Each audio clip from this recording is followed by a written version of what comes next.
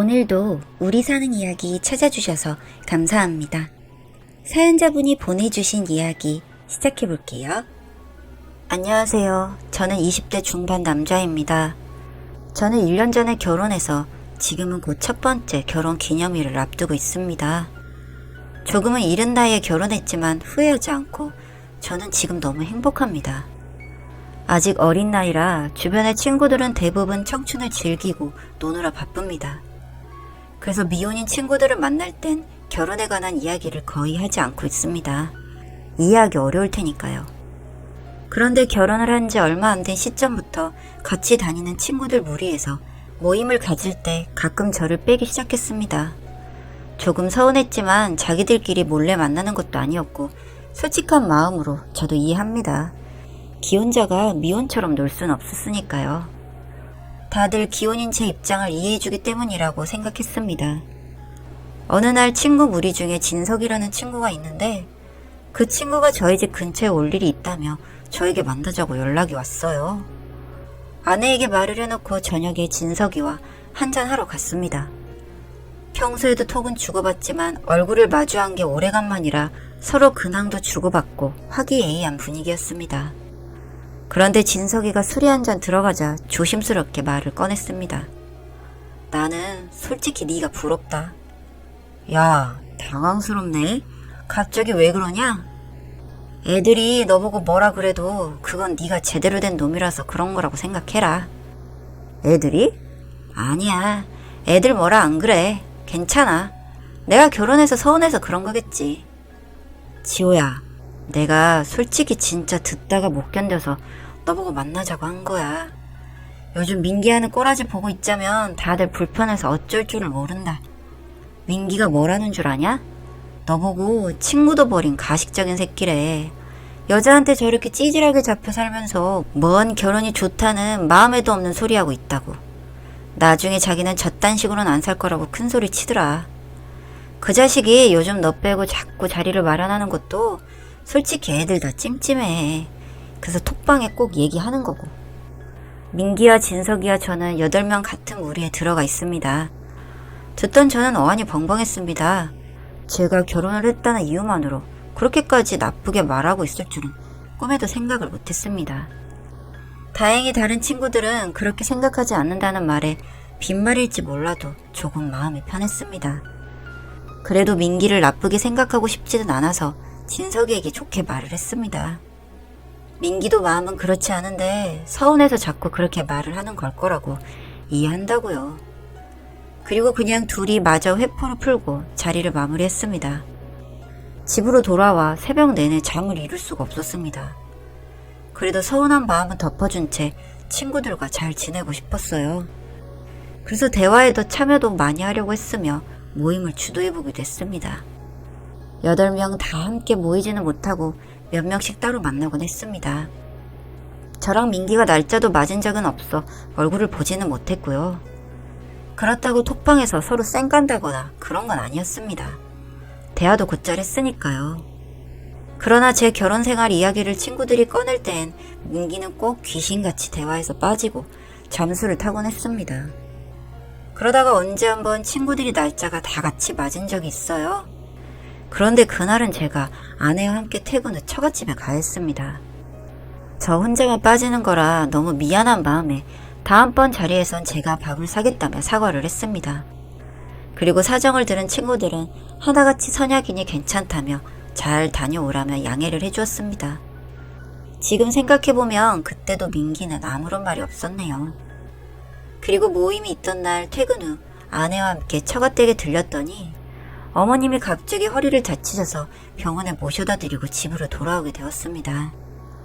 아내는 모임에 저 혼자만 참석하지 못하는 게 마음에 걸렸다며 늦게라도 가보라며 저를 보내주었습니다. 덕분에 저는 서프라이즈를 하기 위해 진석이한테만 몰래 연락을 한 뒤 친구들이 모인 모임 장소로 향했습니다.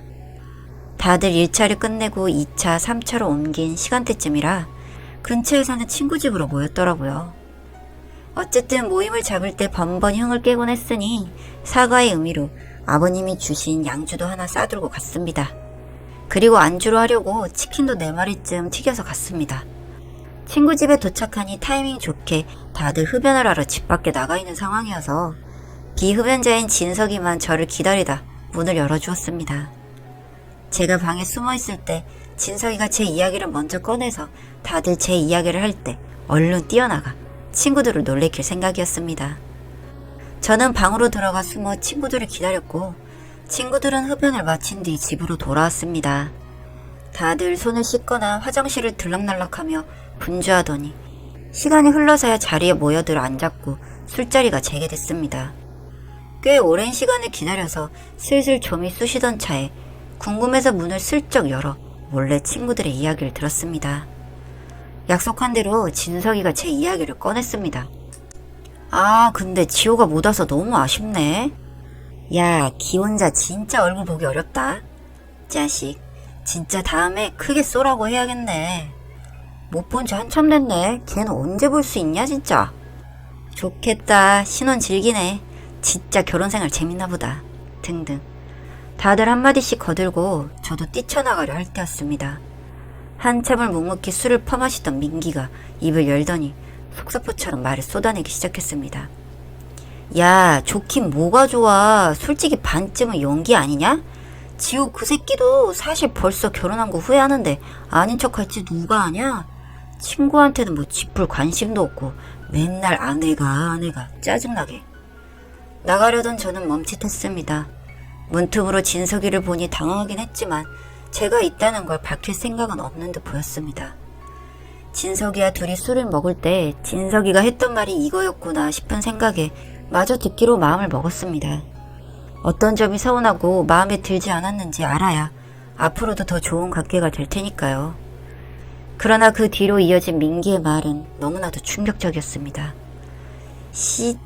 와이프 생긴 거 봐라. 딱 봐도 진리 얼굴 아니냐? 성격도 드세 가지고는 남자를 그렇게 기를 죽여서 사냐? 생긴 대로 놀 것 같더만. 야, 근데 결혼식 때 드레스 입은 거 보니까 몸매 하나는 좋더라. 그래서 김지호가 집 밖을 안 나오고 집에서 와이프랑만 노나? 그런 거면 인정. 그거 말고는 결혼 좋은 것도 없지 않냐? 내가 하고 싶을 때 마음대로 할 수 있는 거. 근데 지호 와이프면 난 줘도 안 먹는다. 생긴 거 봐라. 어우, 김지호 비위도 좋아. 근데 김지호도 뭐 솔직히 가식적인 놈이라서 어차피 끼리끼리 잘 살겠네.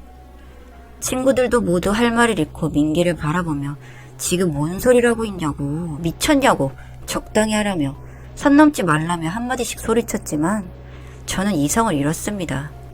저에 대해서 뭐라고 말하는 건 다 참을 수 있었지만 제 아내까지 모욕하며 음담패설을 하는 모습에 미친 듯 분노가 치밀었습니다. 어디 가서 제 아내 외모 못났다는 소리 한 번도 들어보지 못했습니다. 저에게 엄청 가분한 사람입니다. 외모는 둘째 치더라도 모든 게 정말 멋진 사람입니다. 저는 문을 박차고 나가 들고 있던 비닐봉지에서 치킨을 꺼내 민기 얼굴에 던졌습니다. 제가 있는 줄도 몰랐던 친구들은 모두들 제가 그곳에 있다는 사실에 놀랄 새도 없이 저를 말렸습니다. 닥치는 대로 집어 던지다가 민기를 바닥에 때려 눕히고 마구 두드려 패기 시작했습니다. 민기가 팔을 휘적거리며 저항했지만 체격 차이가 있는 탓에 아무런 영향도 끼치지 못했습니다. 저는 중학생 때부터 취미가 이종 격투기입니다. 아마추어 대회도 나갔고 상도 탔을 정도로 꽤 오래 운동을 했습니다. 워낙에 타고난 키와 덩치가 있어서 체육적으로 전공도 했습니다. 그래서 어지간하면 남을 위협하거나 해하지 않으려고 합니다. 주먹을 함부로 휘두르면 안 되는 사람이라는 걸 일찍이 인지하고 있었거든요. 하지만 그때는 참을 수가 없었습니다. 기억이 흐릿할 정도로 흥분했던 것 같습니다. 모두들 몰려들어 저를 뜯어 말렸고 간신히 저는 주먹을 멈췄습니다.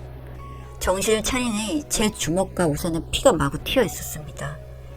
씩씩거리는 저에게 민기는 눈물, 콧물, 핏물, 범벅이 된 채 고소하겠다며 친구들에게 신고하라며 소리를 질렀고 친구들은 자기들이 알아서 하겠다며 저를 집으로 돌려보냈습니다. 지금 대부분의 친구들은 오히려 제가 민기를 신고할 수도 있는 중대한 말실수였다면서 그냥 넘어가라고 민기를 타이르고 있다고 합니다. 저에게는 민기가 그냥 부러워서 그런 소리를 한 것 같다며 그런 말을 하기 전에 미처 말리지 못해 미안하다고 사과도 했습니다. 민기는 자기가 먼저 잘못했지만 그래도 사람을 때렸으니 제가 먼저 사과를 하면 대화로 풀고 병원비도 받고 넘어가겠답니다. 저는 솔직히 병원비는 줄 수 있습니다. 하지만 사과는 하고 싶지 않습니다. 그리고 더 이상 친구를 할 수도 없을 것 같습니다. 그렇지만 지금껏 잘 지내던 친구들끼리 관계를 깨기도 싫습니다. 그렇지만 이렇게 된 이상 모두들 일이 좋게 해결되는 것을 원하지 누구 한쪽의 편만 들지는 않을 거라고 생각합니다. 이 관계를 어떻게 하면 좋을까요? 민기의 주장대로 제가 먼저 사과를 하고 화해를 하고 잘 지내야 되는 문제인가요? 이번 사연은 남자분의 배신감이 엄청났을 것 같습니다. 어떻게 남자의 재력만 보고 결혼을 하고 거기에 처가 식구들까지 다 사연자분의 돈으로 먹고 사려고 하다니. 바로 사연 시작해볼게요. 안녕하세요. 평소 여러 커뮤니티 보며 남들 얘기에 많은 공감도 하고 감정이입도 하며 살아가는 얘기 즐겨보던 33살 남자입니다. 저한테도 이런 그래서나 볼 법한 일들이 생길지는 몰랐는데 살다 보니 이런 날도 생기는군요. 일 열심히 하며 제 나름대로 연애도 하고 상처도 받고 힘들어하며 극복하고 대한민국에 사는 30대 초반처럼 살아가는 어느 날 친구의 소개로 아내를 만났고 조금은 철없어 보이고 사치가 있는 것 같았지만 외동딸이라 귀하게 커서 그런가 보다 싶었고 천진난만해 보이는 모습에 반하여 많이 사랑했습니다. 2년 연애 끝에 청혼했고 아내는 알겠다고 했죠. 그런데 결혼 준비하는 과정에서 조금 이상한 점이 많았습니다. 뭐 예를 들면 결혼할 때는 어머님 아버님이 집은 어떻게 해주신대? 뭐 해주신대? 등 저희 부모님이 뭔가를 해줄 거란 생각이 강하게 있는 것 같았습니다. 처음 연애할 때 부모님 직업이 큰아버지와 작은 공장을 운영한다 했었고 실제로 한번 인사드리러 공장에 방문한 적도 있었습니다. 꽤 규모가 크고 중소기업이지만 그 분야에선 입지가 단단한 터라 제가 엄청 금수저인 줄 알았나 봅니다. 그냥 장난삼아 하는 말이라 생각했고 저한테 연애도 하기 전에 제 연봉을 구체적으로 물었던 아내였기에 원래 성격이 직설적이다 보니 그렇다고만 생각만 했습니다. 저는 어머니 아버지와는 관계없는 다른 공장에서 설비 설계하는 일을 맡아야 하고 캐드를 좀 만지는 직업을 가지고 있었습니다. 뭐 월급이 엄청 많진 않았지만 제 나이에 비해 많은 보수라 생각하고 오랫동안 다닌 회사라 애착이 있었습니다. 근데 여친은 왜 아버지 어머니 공장에서 일 안 하냐고 결혼하면 거기서 일하라며 지금 다니는 곳 월급 받아서 어떻게 힘든 세상 살아가냐면서 부모님한테 평생 용돈 받으면서 살 거야? 뭐 이런 식의 질문을 하곤 했습니다. 전 우스갯소리로 넘겼고요. 처가에 인사 드리러 갈 때였습니다. 원래 보통 집으로 인사를 드리러 가는 것으로 알고 있는데 밖에서 보시자 하시더군요. 별 생각 없이 알겠다 하고 식당 예약해서 기다렸습니다. 오시는데 장인은 어두운 밤인데 선글라스를, 어머니는 강남 사모님 같은 차림새를 하고 나오셨더군요. 보통이 아닌 것 같은 포스를 풍기며 자리로 오셨습니다. 그치만 뭐 그냥 그러려니 하고 식사를 가졌습니다. 결혼을 살 집과 미래에 대해 구체적으로 물어보셨고 저는 제 소신껏 답을 해드렸습니다. 도움을 많이 받고 싶진 않다.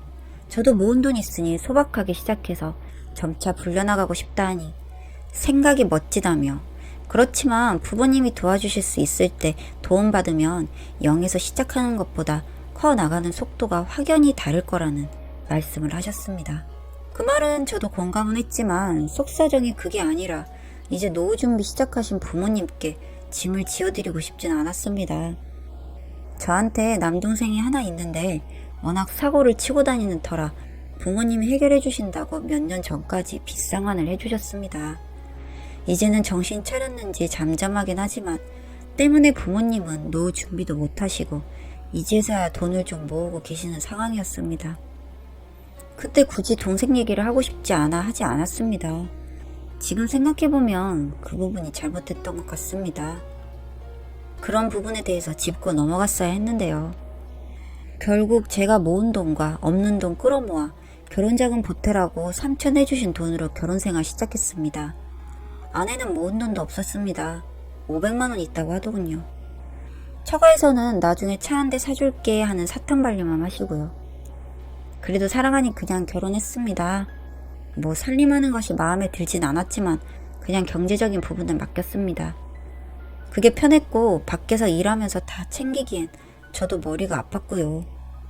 신혼이니 정말 행복했습니다. 나한테도 가정이 생기고 이런 안정감이 찾아올 줄 몰랐던 저에게 하루하루가 기쁨이었습니다. 아내 또한 저희 부모님께 사근사근하게 정말 잘했습니다. 뭐 남들은 고부갈등이니 뭐니 해도 그런 거 없는 자체가 너무 감사했습니다. 아내는 다른 생각이 있었던 거지만요. 그렇게 지내던 어느 날 정신 차리고 열심히 살던 동생이 결혼하겠다고 여자를 데리고 왔단 말을 들었고 얼마 뒤 상견례 자리를 가졌습니다. 뭐 다 좋으신 분들 같기에 부모님과 저도 승낙했고 참 고마웠습니다. 이제라도 열심히 살아주는 모습이요. 대충 정리되고 가족회의를 가졌습니다. 모아둔 돈은 얼마 없었고 그냥 전세방 하나 얻어 산다고 하더군요. 부모님은 도와줄 돈이 많지 않으셨기에 제가 그래도 형이니 2천만 원이라도 넣고 싶었습니다. 그래서 집으로 돌아와서 아내와 얘기했습니다. 부모님한테 결혼할 때 도움받은 것도 있고 하니 그거 갚는 셈 치고 동생 2천만 원 해주자고요. 결혼한 지가 1년이 조금 넘었고 제가 달에 가져다 주는 돈이 500 정도 되었으니 달에 200만 원 저축한다고 예상했을 때 2천만 원 정도가 있을 것 같아서 제시한 금액이었습니다. 그런데 돈이 없다고 하더군요. 통장 보자고 했습니다. 그러니 그런 걸 왜 상관하냐며 돈 관리 맡겼으면 믿으라고 소리질러 댔습니다. 황당한 제가 아니 뭐하는데 달에 500을 갖다 줘도 한 푼을 못 모으냐 닥달하니 아버지 사업자금으로 드렸다더군요. 머리를 세게 맞은 것 같았습니다. 그런 걸 상의도 없이 너 혼자 결정하냐고 언성을 높이니 어차피 다시 받을 돈이고 그냥 투자한 거라고 하더군요. 황당했습니다. 뱉어놓은 말이 있는지라 다음날 절 오래 봐오신 회사 사장님께 사정 말씀드리고 퇴직금 일부 정리했습니다. 회사가 퇴직연금 아닌 근속연수에 평균 월급 곱해서 지급하는 방식이었는데 그 시점에서 조금 정리를 한 것이죠. 훗날을 봤을 때는 큰 손해지만 어쩔 수가 없었습니다. 아내한테는 성질이나 그래 그냥 안 준다 안 줘 소리쳤기 때문에 대출을 받는다면 이자가 빠져나가니까 방법이 그것뿐이었습니다. 그렇게 대충 정리가 되고 아내가 얘기 좀 하자 하더군요. 근데 무슨 부모님이 공장 운영하시는데 알아서 도와주면 되지 왜 당신이 나서서 난리냐고요. 우리 결혼할 때도 얼마 안 주신 거 자기도 모은 돈 없고 나도 스스로 일어서는 것 같아서 넘어갔는데 이 상황은 도저히 이해가 안 된다고요. 그래서 자세히 설명해 줬습니다. 공장 운영하시는 거 맞지만 큰아버지가 사장이고 돈 가져가시는 거지 부모님은 운영하면서 월급 받는다고요. 그랬더니 길길이 날뛰더군요. 같이 공장 운영하는 거 아니었냐면서요. 그래서 공장 같이 운영하는 거 맞잖아? 하니 그냥 바지 사장 같은 건데 어떻게 같이 운영하는 거냐고. 또 월급 받는 건 왜 말 안 했냐며. 그러기에 공장 운영하시는 거 맞고 월급을 받든 안 받으시든 우리가 우리 힘으로 살면 되는 건데 부모님 돈벌이가 왜 중요하냐고 받아쳤습니다. 실제로도 그렇게 생각하고요. 그랬더니 사기 결혼이네 뭐네 하더라고요. 다음날 장모 전화 와서는 왜 그런 거 숨기고 결혼하냐며 생각이 있냐고 나무라더군요. 아내한테 말한 것처럼 똑같이 말했습니다. 처음부터 곰곰이 생각해보니 어찌 보면 그 공장 보고 저와 결혼한 것일 수도 있다는 생각이 들었습니다. 그랬더니 저기 식더군요. 선물같이 느껴지고. 그렇게 그냥 서먹서먹하게 또 며칠 지냈습니다. 그러다가 말을 꺼냈죠. 이제 돈 관리는 내가 할 테니 통장하고 다 가져오라고요. 절대 안 된다며 반대했습니다. 근데 어차피 다 제 이름이고 내가 다 정지시키고 바꿔버리면 그만이라 하고 집을 나왔죠. 그리고 회사에서 짬내서 카드 정지시키고 은행 가서 돈 다 옮기고 급여통장도 바꿨습니다. 그랬더니 그날 저녁에 미쳤냐며 눈이 뒤집혀 있더라고요. 당장 다시 다 돌려놓으라고요. 그래서 싫다 했더니 울면서 얘기하더군요. 2천만 원 뿐만 아니라 은행빚에 친구 돈에 사채까지 거금을 집에 갖다 준 것이었습니다. 그냥 저를 돈 나오는 기계증으로 생각한 것이었습니다. 부모님도 재력 있겠다, 괜찮다 싶었겠죠. 생각해보니 퍼즐이 다 맞춰졌습니다. 그래서 그렇게 평생 같이 살 건데 집을 자기 명의로 해달라던 모습까지 결국 공동 명의로 했지만요. 정신이 차려졌습니다. 어서 빠져나와야겠다고요. 이혼하자 했어요. 못하겠다 버티길래 소송한다 하고 변호사 알아봤습니다. 뭐 알고 보니 아파트 담보대출도 공동 명의자 동의 없이는 안 돼서 무설정으로 이 금융권대에서 받은 것들이더군요. 혼인 귀책 사유가 배우자한테 있어도 얼마간의 재산 분할이 있어야 한다기에 그렇게 진행했습니다. 결국 아내는 뭐 얼마의 돈은 가져갔지만 빚만 남은 채로 저와 이별했습니다. 장인 장모 전화도 많이 왔습니다. 화 풀라고 회유했다가 사기 결혼이라고 협박했다가 뭐 그래도 속은 후련합니다. 허풍만 가득한 장인, 맨날 사업한답시고 좋은 차에 골프에, 장모는 강남 사모님 코스프레까지. 결국 그냥 딸 팔아 장사하려던 사람들이었습니다. 어찌 보면 아내도 불쌍하지만 목적 자체는 아내도 비슷했었으니까요. 나중에 들으니 그나마 살고 있던 전셋집마저 빼서 돈 좀 갚고 지금은 상가 건물 월세 산다더군요. 요즘도 하루에 한 톡씩 문자 옵니다. 그래도 정말 사랑했다니 뭐니. 부모님 때문에 어쩔 수 없었다는 아내의 말.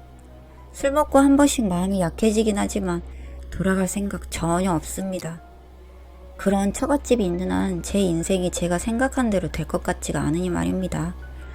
또한 처음부터 그렇게 돈이 집착했던 아내, 정말 저를 사랑했다고 믿어지지 않습니다. 몸매 망가진다며 애는 천천히 생각하고 싶어 했던 그 여자. 지금 와서 보면 얼마나 다행인지 모릅니다. 저희 부모님께도 이혼으로 상처드렸고 저 또한 마음의 상처를 많이 받았습니다.